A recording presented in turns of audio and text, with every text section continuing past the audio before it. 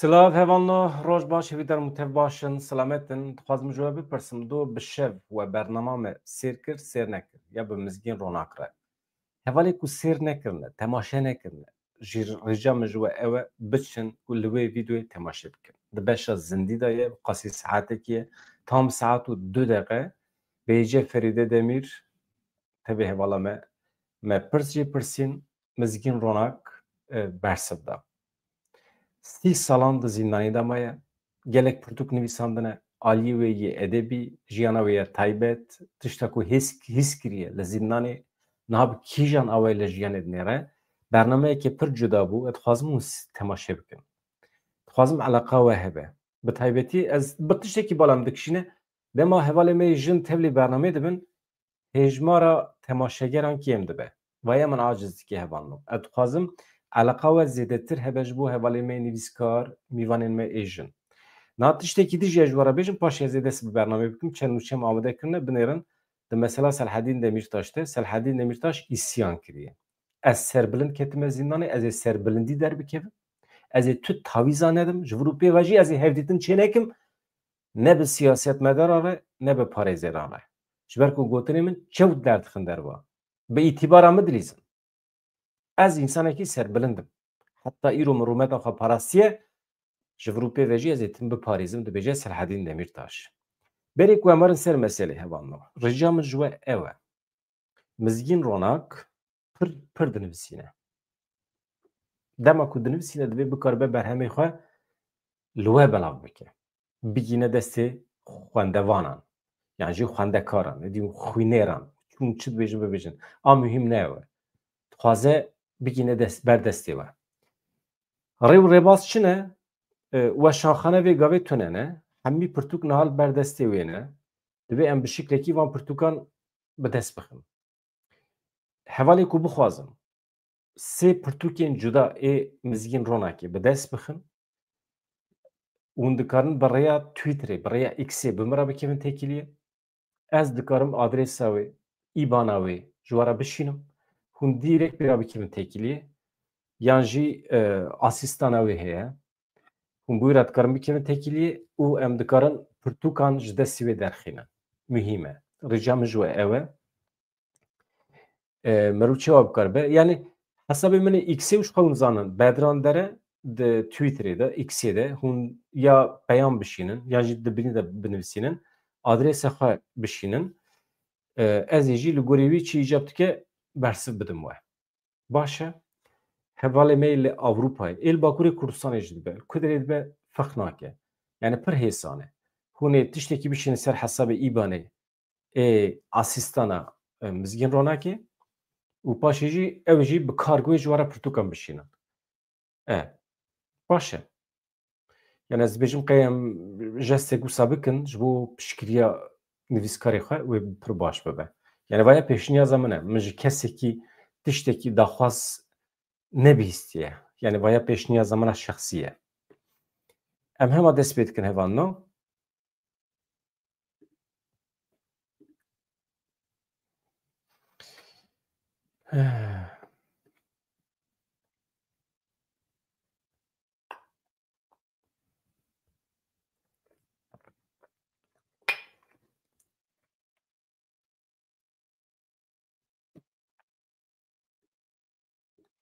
Berê ku em basa Selhedîn Demirtaş bikin, pêşî em biçin Rojavayê Kurdistanê li wê derê hin tevlihevî hene. İddiayekê pir balkêş heye ku Daeş ji baregehên Heteşê êrişên qesedê dike. Yani ji baregehên hikûmeta Demkî ya Şamê êrişên qesedê dike Daeş. Ev bi rojan em çi dibêjin? Daeş ne bi tevên serê xwe ye? Çeteyên girêdayî dewleta Tirkiye Daişin. Dewleta Tirkiye vê rêxistinê sor dike. Çeteyên xwe dibin navê Daişê de dide êrişkirin. Derket holê. Delîl heye, îspat heye. Navenda ragihandinê Hêzên Sûriya Demokratîk Qesedê sibêha îro ragihand ku hêzên wan li Rojhilatê Reqê hin operasyon bikanîne. Medyaya fermî ya Sûriya ragihand ku li Rojhilatê Reqê di navbera Qesedê û hêzên Şamê de pevçûnên dijwar derketine. Ew çeper di êrişên xwe yên terorîstî de bikaranîne. Divê naberê de ji we re bêjim deng meng her tişt temam e. Ê min dî tirsa min heye hevan me. Tirsa min heye ku dîmenê min cana cem xuya dike cem we xuya nake. Deng cem xuya dike cem we xuya nake. Hûn bibêjin baş e ez dest pê bikim ecele me tune ye hevan me.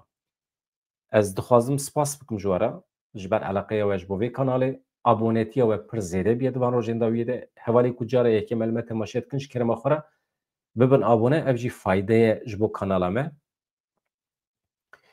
Em dikarin bi xêra we xwe bigînin zêdetir hevalan, dostan, hemwelatiyan. Hemwelatî. Süper e, süper. Navenda ragihandinê ya Hêzên Sûriya Demokratîk Qesedê diyar kir ku ew li hember hin çeperên ku Daeş ji bo êrişên bi dronan li Xanim El Eliye li Rojdatê Reqayê bi kar danîn operasyon pêkanîne. Yani Qesedê operasyon pêkanîne. Ev herem hefteyekê ji aliyê komên girêdayî hikûmeta Şamê ve dibe hedefa êrişên bi rêkûpek. Ev yek bi çalakiya endamên rêxistinê re hevdem e ku wan bawekî şember ew çeper di êrişên xwe yên terorîst de bikaranîne. Qesedê her wiha da zanîn ku ji bo têkbirina çavkaniyên êrişan ew operasyonê xwe li qadê didomînin. Qesedê beriya niha ragihandibû ku wan li gundewarên Reqayê du dronên Daişê xistine. Daxuyaniyekî taybet li ser vê jî heye ez niha ji we re pêşkêş dikim. Ew çi ye? Ev jî ev e. Çekdarên Daişê ji çeperên artêşa Sûriyê êriş dikin. Çekdarên Daişê jî ninin heval me. Ew çeteyên girêdayî dewleta Tirkiye ne. Dibe em vê yekê fehm bikin. Ajansê me jî rast nanivîsînin. Çekdarên dewleta Tirkiye ne navê Daişê li xwe dikin bi zanebûn. Ji bo ku nebêjin çekdarên Tirkiye ne. Merû rastî bizanibe qet nebe. Qesedê ragihand ku wa li gundewarê Reqayê du dronên Daişê xistine xwarê, daneyên ji dronekî derketine nîşan didin ku çekdarên biyanî yên Daişê ew dron ji çeperên artêşa Sûriyê bikaranîne. Navenda ragihandinê ya Qesedê daxuyaniyekî belavkirtî de dibêje hêzên me îro piştî nîvrê du dron xistine xwarê. Dron ji çeperên komên hikûmeta Şamê yê li gundê Xanim El Eliye yê li gundewarê Rojdatê Reqayê rabibûn. Li gorî daxuyaniyê droneke ji cureya Matris MC ya dijî droneke êrişê ya FPV bû. Çekdarên biyanî yên Daişê bûn. Qesedê da zanîn ku piştî destanîna serbermayiyên her du dronan tîmên teknîkî daneyên ji karta dronê ew drona Matris MC daneyên wê dronê derxistine, analîz kirine, di encamê de çi derketiye. Di lêkolînê de bi zelalî eşkere bû ku ekîba ku dron dixebitînin, bikartînin. Çavderiyê dikin. Çekdarên biyanî yên girêdayî rêxistina terorîst Daişê ne. Ev çekdar li çeperê hikûmeta Şamê yên li hember xetên parastinê yên Qesedê bicihîbûne. Wekî din dibe ev dane yani ev agahiyên ku me ji dronê girtine baweyekî eşkere nîşan didin hin komên hikûmeta Şamê bi çekdarên biyanî yên girêdayî Daişê re hevkariyê dikin. Bi hev re dixebitin. Arê didin wan ku çeperê wan ji bo êrişên bi dronan werin bikaranîn. Hikûmeta Şamê ciyê xwe, baregehê xwe, teknîka xwe dixe xizmeta çekdarên dewleta Tirkiye ew jî êrişên ser Qesedê dikin. Çekdarên dewleta Tirkiye jî ji xwe re dibêjin em Daişî ne. Ez nizanim belkî Qesedê dibêje vana Daişî ne. Belkî Qesedê dizane vana çekdarên dewleta Tirkiye ne. Ew jî heye ya. Sırf ji bo navbera Qesedê û dewleta Tirkiye xirab nebe belkî dibêjin vana Daişî ne. Halbuki dünya alem zane çeteyên dewleta Tirkiye ne. Hevan. Kesekî divê dewrê de ranabe nabêje ez Daişî me. Tiştekî din jî heye ji bo ku Qesedê bersiva xwe, operasyona xwe revan nîşan bide dibêje vana Daişî ne. Tiştê wisa jî mümkün e. Ama dünya alem zane ku vana çeteyên dewleta Tirkiye ne hevan no. We got erê.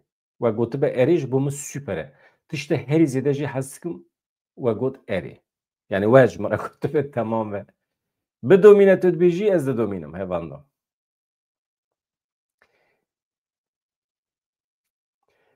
قصدی دیار کر اوی فوتوگراف belge جرای گشتی را پار بکن بانگی هفکارین خواه ین هفپیمانیا نافدولتی کوالیسیونیت کن لسر مجاری لپرسینه که جدی ورندس بکرن وان آلین کو پشکریا تکنیکی لوجستیکی ددن دایشی بشوپینه yani hêzên koalîsyonê wê lêkolîn bikin. Hêzên hikûmeta demkîya Şamê heqeten baregehên xwe, ciyê xwe, teknîka xwe xistine xizmeta Daişî yan na? Divê destê me de belge heye me pêşkêşî wan kiriye. Medyaya fermî ya Sûriyê îro ragihand ku li rojhilatê Reqayê di navbera Qesedê û hêzên Şamê de pevçûnên dijwar derketine. Em cih bidin Komîsyona Ewropayê. Komîsyona Ewropayê rûportajekê taybet daye Rûdawê li deverekî din hûn nikarin bibîsin ji ber ku peyamnerê Rûdawê bi rêya înternetê pirsên xwe ji endamê komîsyonê re dişîne endamê komîsyonê rayedarên komîsyonê jî bersiv didin veya tarzekî serdemê a rûportajan e. Yani îdî îcab nake hûn bawekî fîzîkî biçin û mîkrofona xwe vekin û rûportaja xwe pêk bînin her kes dikare vê yekê bike veya serkeftinekê heqeten pîroz be. Ji ber ku mesela Selhedîn Demirtaş e em fotoğrafê xweşikê Selhedîn Demirtaş li ser ekranê bigirin. Paşê jî em cî bidin îstiyana wî ka çi dibêje.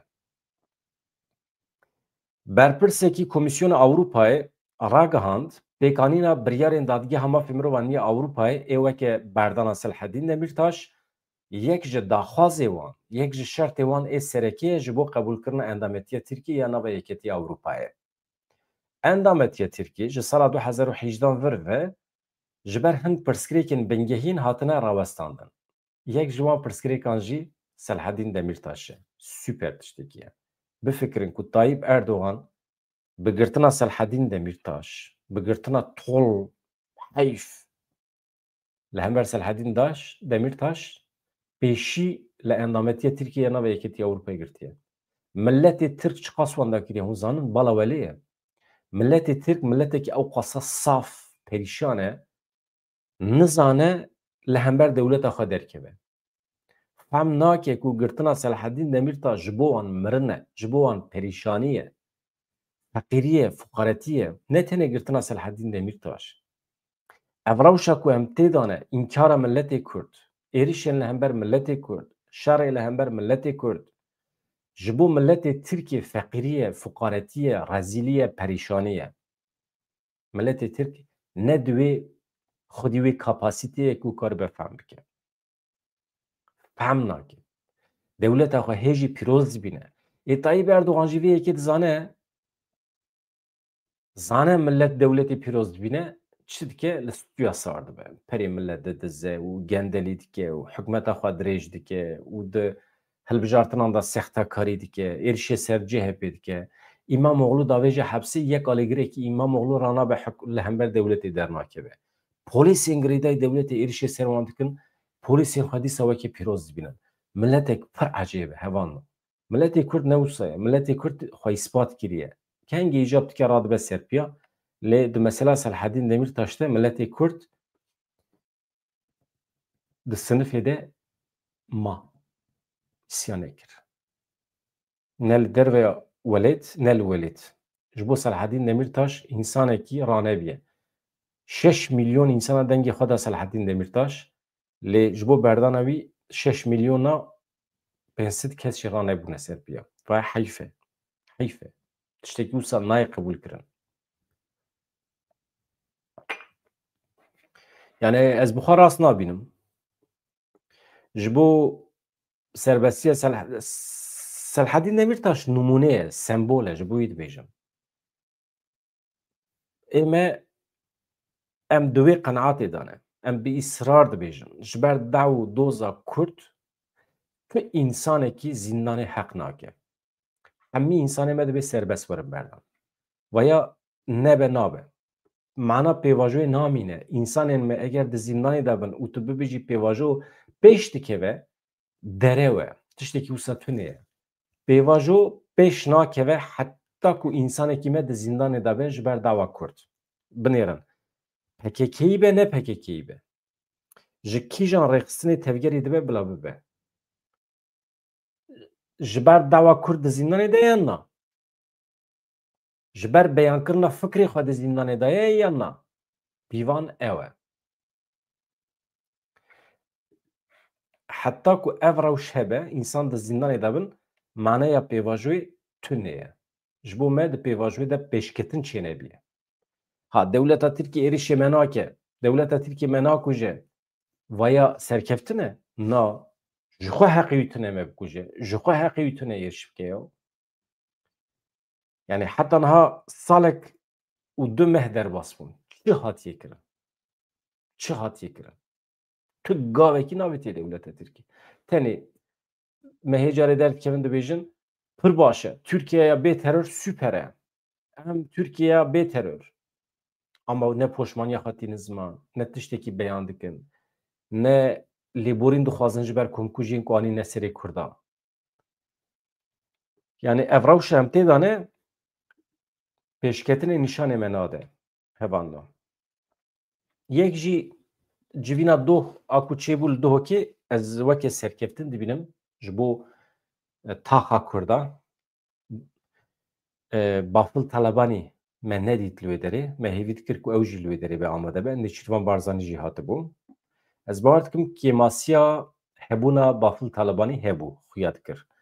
Yani ew jî dikarîbû biba li hevatinekî. Di hilbijartinan de hinek hevû do şikenan din.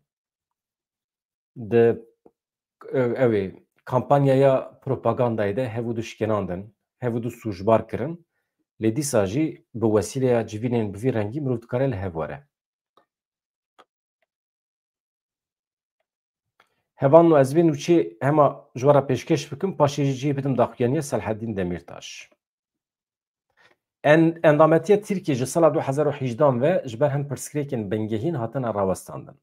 Selhedîn Demirtaş ji sala 2016 ve li zîndana Edirnê girtiye. Yeketiya Ewropayê gelek caran daxwaz ji dewleta Tirkiye kiriye ku Selhedîn Demirtaş berdin. Demirtaş bi 47 dosyayên cuda bi sûjbariyên wekî tekdana yeketiya dewletê ji ber propagandaya rêxistina terorê tê tohmetbar kirin. Li gorî wî berpirsyarê li gorî berpirsyarê Komîsyona Ewropayê ji bo ku Tirkiye bibe endama yeketiya Ewropayê gelek daxwazên wan hene. Hin ji daxwazên wan ev in. Divê serdestiya dadweriyê karibe erkên xwe bawekî serbixwe bêalî pêk bîne. Yani hukmê siyasetê li ser dadweriyê tune be. Yargı sistemî jê re dibêjin. Edaleta Tirkiye divê serbixwe be. Siyaset bandor lê neke. Siyaset û dadwerî tiştên serbixwe tiştên ji hev cuda bin, herkes li aliyê xwe biryarê xwe bigire. Yasaya li dijî terorê bawekî ku li gorî standartên Ewropayê be, li gorî peymana mafê mirovan yê Ewropayê be, li gorî biryarên dadigeha mafê mirovan yê Ewropayê be, ji nû ve were sererast kirin. Yasaya li dijî terorê. Ev jî ew e, ji ber ku li Tirkiye tu çi bikî, tu di Facebookê de jî tiştekî binivîsînî, tu wekî alîkariya ji bo rêxistinê tê pênasê kirin. Ew yasaya dij terorê pir tiştan digire nava xwe. Halbikî êrişên Daişê çêbibin ê çekdarî were serê însana jê bikin jî ew jî dikeve nava vê û tu rabî YouTubeekî çêkî yan jî di rojnameyê de tiştekî binivîsînî ew jî dikeve nava aynî qanûnê. Qanûna têkoşîna li dij terorê. Yani yasaya dij terorê. Dibe were guherandin, were sererastkirin li gorî pîvanên Ewropayê. Parastina bi bandoriya mafê jinan, wekheviya zayendî, rûbirûbûna hemû cureyên nijadperestî, cudakariyê, misogerkirina parastina hindikayan, milletên ku li Tirkiye dijîn, ol û baweriyên ku li Tirkiye hene, azadiya wan dibe mühîm e were garantî kirin, azadiya xwe îfadekirinê dibe çêbibe misoger bibe, azadiya kombûnê yani azadiya pêkanîna çalakî dibe çêbibe. Girtina Selhedîn Demirtaşî yek ji prensîbên esasî yeketiya Ewropayê ji bo Tirkiye bikaribe bibe endam. Yani müzakereyên endametî ji bo ji nû ve dest pê bikin, berdana Selhedîn Demirtaş nebe nabe. Baş e? Yani ev jî çi nîşan dide? Serdestiya dadweriyê yani adaleta Tirkiye bi serê xwe be û rêz bigire ji qanûnan re. Qanûnên Tirkiye dibêjin biryarên dadgeha mafê mirovan ya Ewropayê di ser merane. Çi bibêjin em pêk bînin. Îja pêk nayînin. Ji ber vê ye. Wextê pêk ne nikare bibe dewletekî demokratîk, nikare tevlî Ewropayê bibe. Ew sedemên ku bûne egera rawestandina danûstandinan hinekî ji xwe ev in hevanno. Niha Partiya MHP jî serbestiya Selhedîn Demirtaş dixwaze. Fethî Yıldız heye. Zemanê xwe de pir li dijî HDP bû. Li dijî Dem Partiyê bû. İdamê dixwast. Pir tişt dixwast. Girtina Selhedîn Demirtaş dixwast. Niha jî serbestiya Selhedîn Demirtaş dixwazin. Xêr e înşallah. Baş e. Tabii ki bandora pêvajoyê ye. Fethî Yıldız bang li dadger, bang li dozgeran kir got eger binpêkirina mafan ji ber girtinê çêbû be, tenê bi berdana kesên girtî dawî li binpêkirinê tê. Yani eger hûn dibêjin mafê mirovan hatiye binpêkirin, ew jî ancak tu wî însanê berdî tu dikarî pêşî li binpêkirina mafê mirovan bigirî. Alîkarê Serokê Giştî yê MHP Fethî Yıldız li ser hesabê xwe X'ê di derbarê pêkanîna biryara binpêkirinê ya dadgeha mafê mirovan ya Ewropayê de di derbarê pêkneanîna biryara dadgeha mafê mirovan ya Ewropayê de ji bo Selhedîn Demirtaş daxuyaniyekî daye çi dibêje divê yani el lazim e daxwaznameyên girtiyan yên ji bo rakirina binpêkirinê li gorî biryara dadgeha mafê mirovan ya Ewropayê di demekî maqûl de bêne nirxandin û biryar li ser were girtin. Yani MHP dibêje em mecbûrin li gorî DMME tev bigerin. DMME yani dadgeha mafê mirovan ya Ewropayê. Yani ahîm bi Tirkî jê re dibêjin. Dema maqûl al vê derê ne demekî keyfî ye. Em acîlen dibe pêk bînin. Yıldız diyar kir ji bo pêkanîna biryarên dadgeha mafê mirovan ya Ewropayê dadger, dozger, personelên edlî anha hene li ser wezîfê ne. Tê zanîn DMME yani dadgeha mafê mirovan ya Ewropayê destwerdanê di biryara dewletan de nake. Diyarê ku wê biryarên binpêkirinê bi kîjan vebijêrkê bêçareserkirin. Eger yani vebijêrkekê din nebe seçenek yani ha. Vebijêrk seçenek.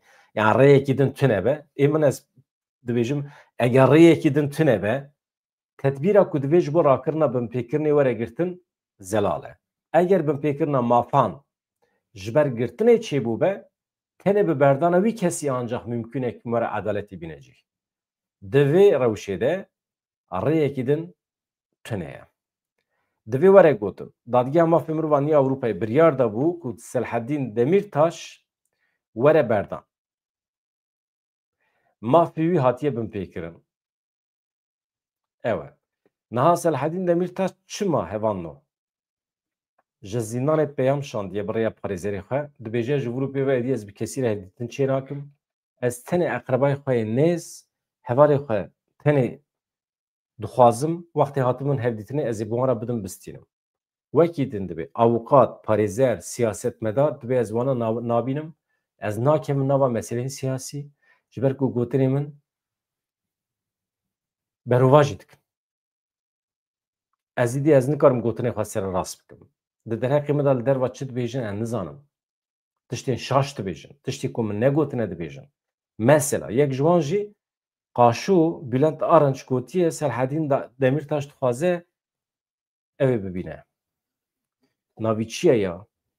Serokkomarê Tirkiye Recep Tayyip Erdoğan. Xwazî min navî ji bîr kira. Xwazî we jî ji bîr kira. Qaşû Selhedîn Demirtaş gotiye ez dixwazim bi Tayyip Erdoğan re hevdîtinê pêk bînim. Tiştekî wisa derew e. Dibe me îma jî nekiriye. Me qet behs jî nekiriye. Daxwaz û arzûyekê me wisa tune ye. Çawa mümkün e dibe li ser navê me tişin tiştî wisa dibêjin li derva. جورو پیوه حتی که هون تشتکیش دوی من نبیسم به باور نک از دبی سربلندی کردم حبسه از حتی داوی عمر خواجی و سربلند بمینم او مثلا گوتو بو از ده حبسه دا جی بمرم ده تابوت ده من تیک در بخن جنازه من تیک در بخن نبیجم ویا رازایه یعنی از سری ناتوینم حتی داوی دبی از روشا خواهی دارم از زانم جبر کیجان سببات حبسه دامه از زانم کی بیه سبب جی از ده حبسه دامه وان مسئله یاد بی از زانم جبر وی ام هما داخویانی سرحدین دمیرتاش جواره بخونین از بینم سرکنانی جی نویساوی و هوال ببینن داو چیه مسئله چیه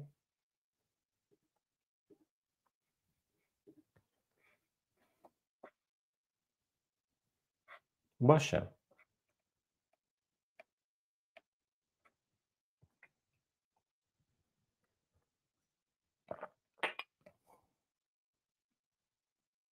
بنرن ev aviye yani.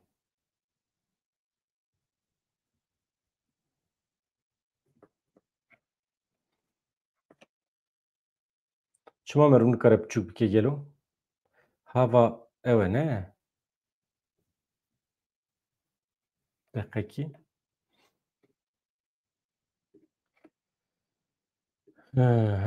Ez ew ê bînim.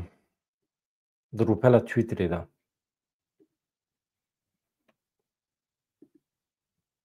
Ayne wisa.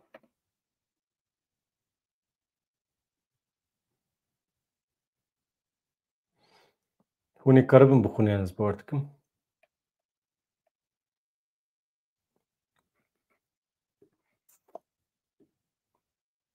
Tamam.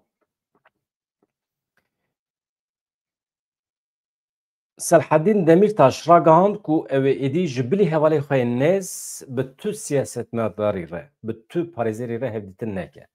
Demirtaş sedema vê biryarî wekî pêşîgirtina li berovajîkirin û îstismarkirinê ya hevokî wî nîşan da.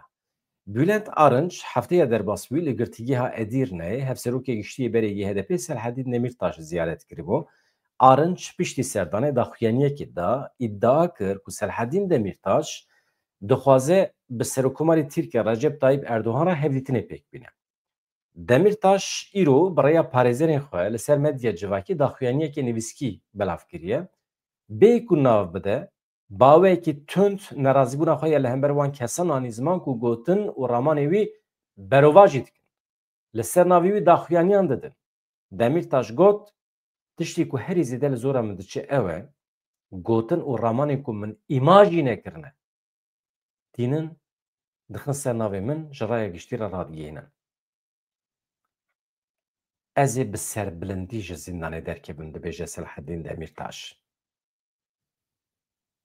Dibê ji helwesta xwe ya bi rûmet ez ê tawîza nedim. Divê herkes zanibe, herkes pê bawer be.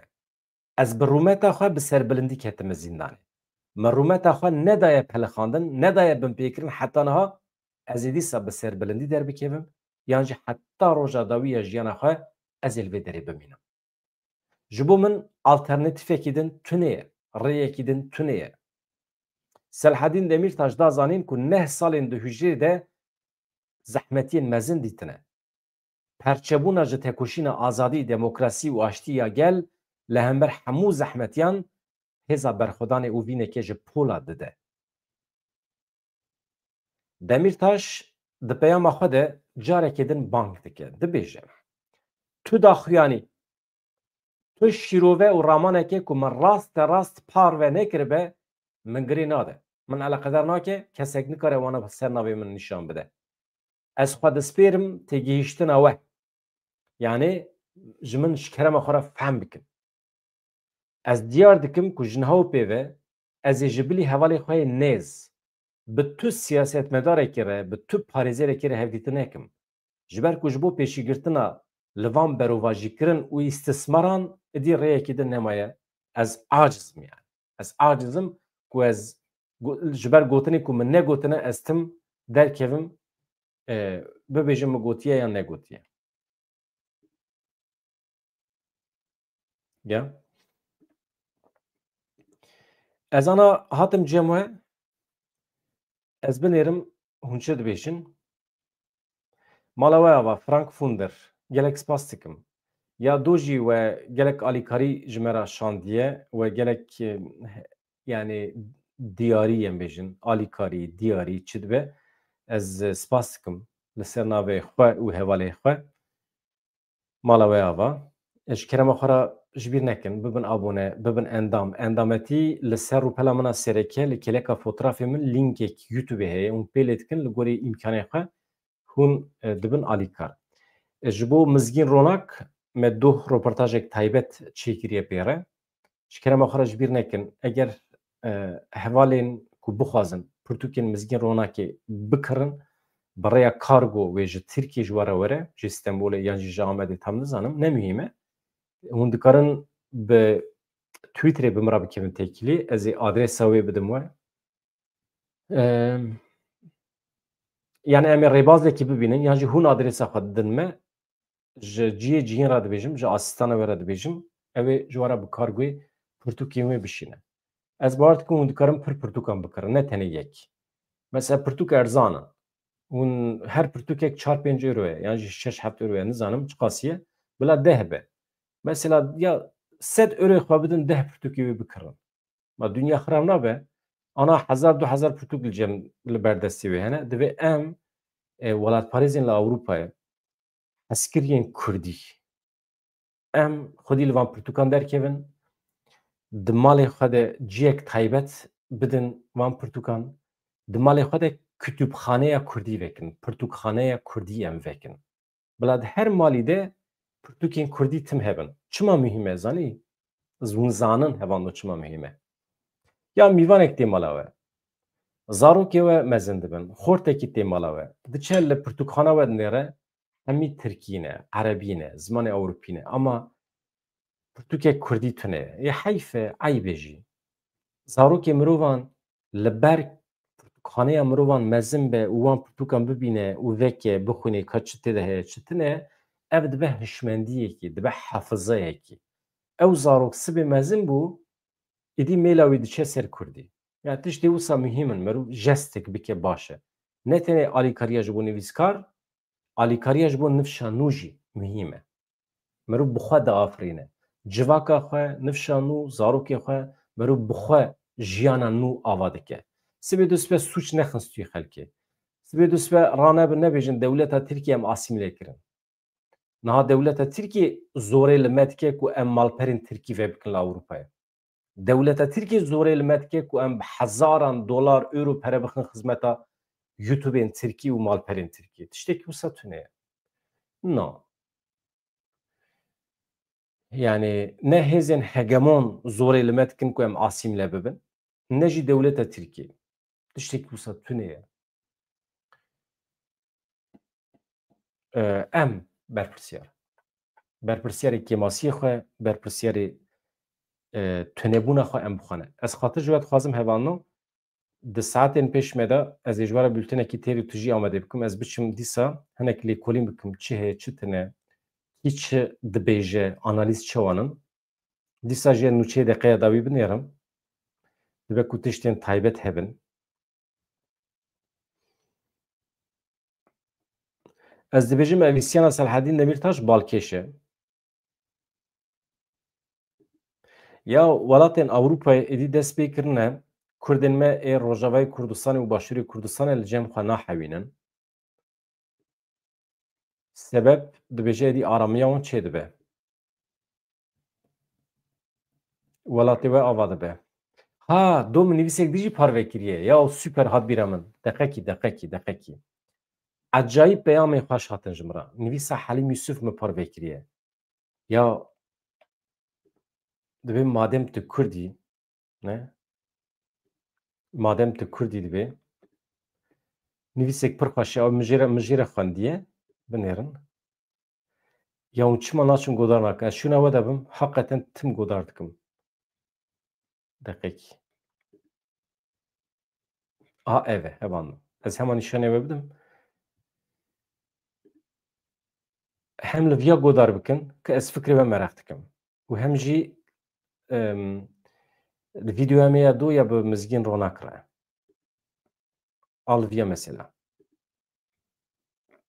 ويا دبشة فيديو ده مزانن نه يوتيوب ده بشة جانلي هي وبشة فيديو هي بشة فيديو ده مزانم شما برناينه تماشا كرن نوک زندینه ام زندی پرزیدنت تماشا کرن باشه یعنی پرزیدنا لگوری لگوری روشا میا ایرو نا حلیم یوسف نویساندیه دبیجه تشتین تن سریته نورمالن جبر که تو کردی گریو گازنجا نکد به madem ki tu Kurdî madem devleta te tune ve demê tiştê te serê te dibe tu qebûl bikî ecayîb nivîsekî xweş e binêre 6 deqeye 6 deqeyê xwe bidinê aviya godar kin ji kerema xwe re beşa vîdyoyê de beşa zindî de jî ez tişta ji we dixwazim avî vîdyoyê vî godar kin mizgîn ronak mîvan em hebû di zindî de yani heqeten jiyaneke îstisna jiyaneke pir cuda mesela dibê me 30 salê xwe di tabûtekî de derbas kiriye gotinên pir mirovan değişandin.